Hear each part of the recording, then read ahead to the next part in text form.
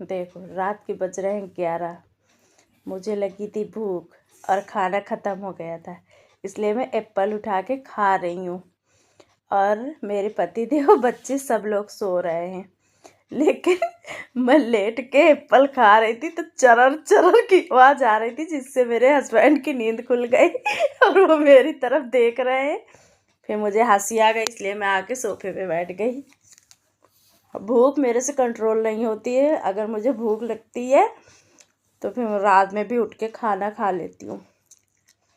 अभी रात के 11 बज रहे हैं, मैं फ़ोन चला रही थी, इसलिए भूख लग गई, क्योंकि शाम को शायद मैं आज 6 बजे खा ली थी, उसके बाद कुछ नहीं खाई थी। और अभी फ़ोन चला रही थी, 11 बज गया, मुझे भूख लगी, खा ली।